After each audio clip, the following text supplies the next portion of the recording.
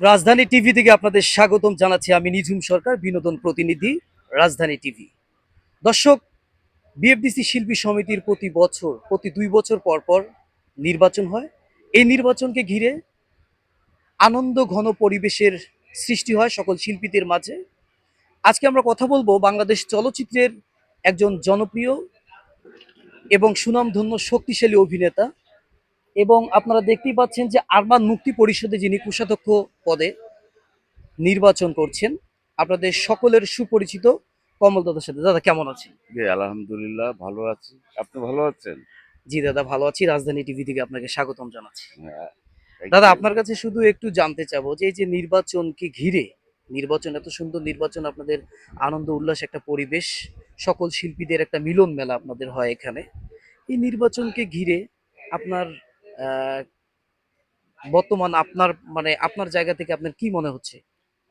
আসলে অনেক বছর ধরে তো নির্বাচন হচ্ছে।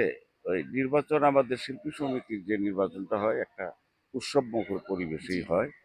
মানে একটা ঈদ ঈদ ভাব থাকে আর কি। আচ্ছা আচ্ছা। সমস্ত ভোটার শিল্পীদের এবং সহশিল্পীদের সবাই এফডিসিটা একদম ভরে যায় মেলার মতো।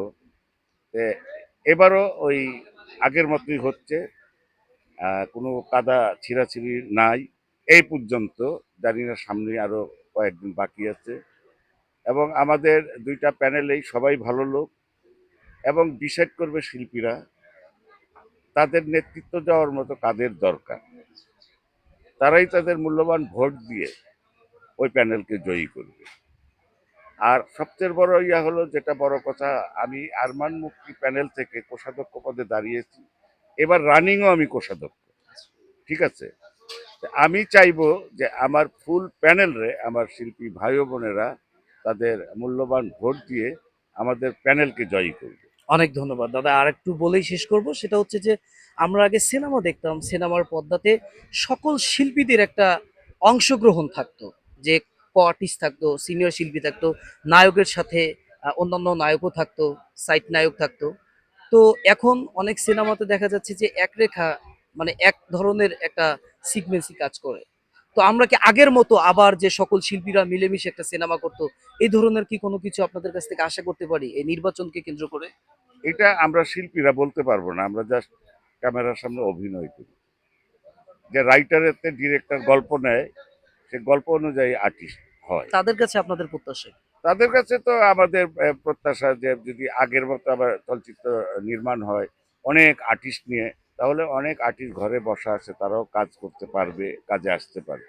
এখন গল্পের মধ্যে যদি 4-5 জন আর্টিস্ট নিয়ে এই গল্প তৈরি করে, তো এখানে আর্টিস্টের কোনো জোর নাই। সর্বোপরি আপনারা সকল শিল্পীরা মিলেমিশে আগের মতো আর কি কাজ করার জন্য আপনারা অবশ্যই এটা সবাই চাবে যে আমরা সবাই কাজে থাকি, কেউ যেন বেকার না থাকে। কাজ করলেই আমরা চলতে পারবো এবং কাজ করেই সবার খেতে হবে। অনেক অনেক ধন্যবাদ আপনাকে।